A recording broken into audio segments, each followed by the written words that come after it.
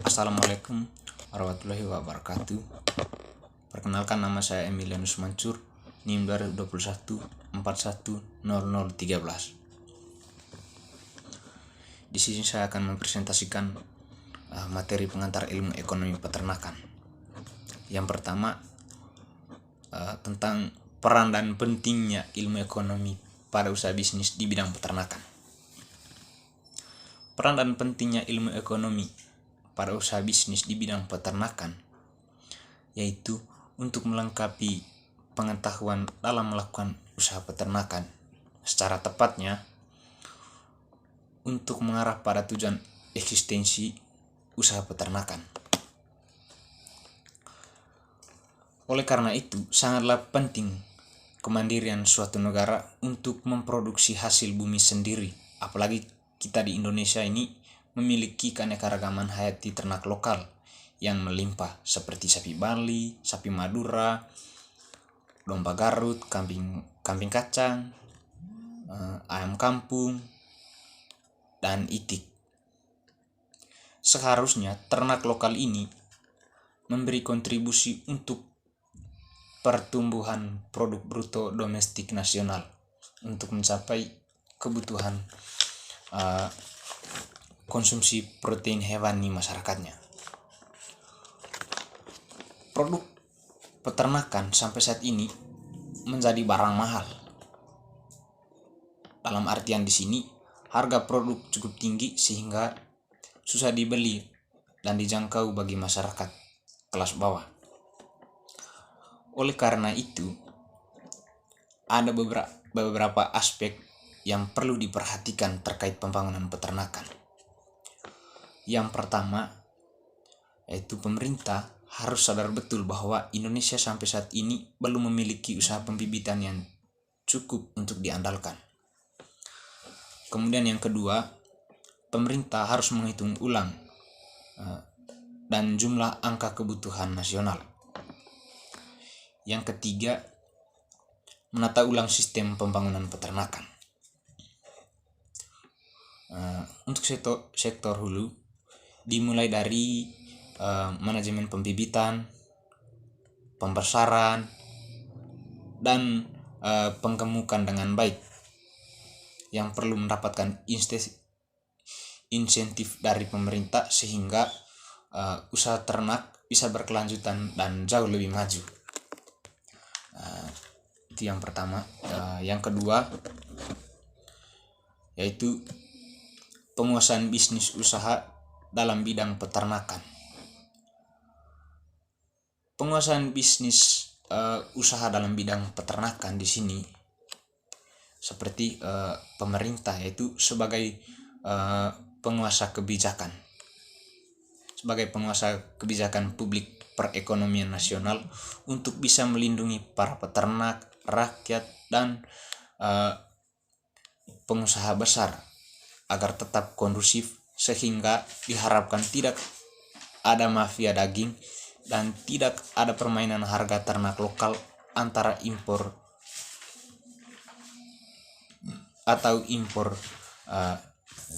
di pasar nasional. Dengan menata hilir, peternak lokal juga diharapkan mendapat kesempatan untuk mengembangkan usahanya, bisa bersaing dengan peternak besar dan mendapatkan profit yang besar juga. Hal ini berguna untuk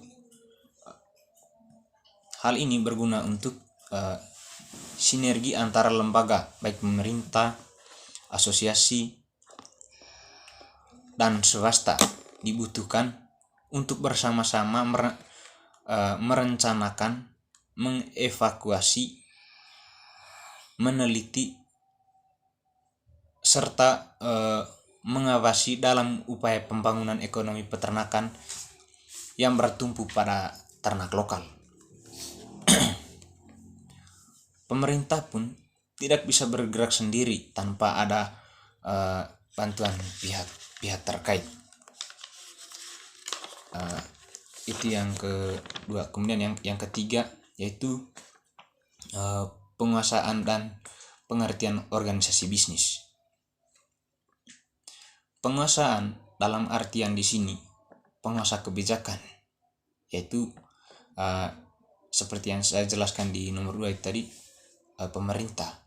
Pemerintah sebagai penguasa kebijakan publik perekonomian usaha nasional untuk bisa melindungi para peternak, rakyat, dan pengusaha besar.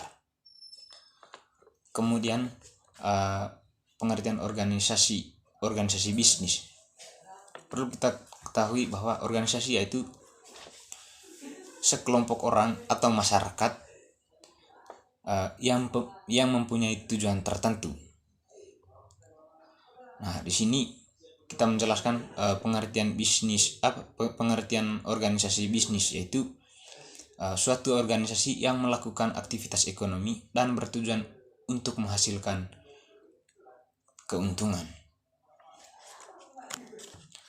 Kemudian yang keempat yaitu penguasaan dan bentuk kepemilikan. Penguasaan dalam artian di sini sebagai pengolah dan pengontrol dalam suatu perusahaan seperti pemilik dari perusahaan tersebut. Kemudian bentuk kepemilikan. Bentuk kepemilikan bisnis adalah suatu bentuk kegiatan bisnis yang dilihat dari segi pemilik atau pendirinya, sumber modal, dan tujuan pendirinya, sehingga terdapat berbagai macam bentuk bisnis. Dengan demikian, setiap bentuk kepemilikan bisnis sesuai dengan visi dan misi yang dibawa oleh masing-masing tersebut. Berikut ini akan kita bahas bentuk-bentuk perusahaan sebagai berikut. Yang pertama yaitu perseorangan. Yang kedua yaitu firma. Yang ketiga perseroan terbatas atau PT. Yang keempat persekutuan komanditer atau CV. Yang kelima badan usaha milik negara atau BUMN. Yang keenam bentuk-bentuk perusahaan lainnya. Yang pertama yaitu badan usaha atau perusahaan perseorangan atau individu, yaitu badan usaha yang dimiliki oleh satu orang.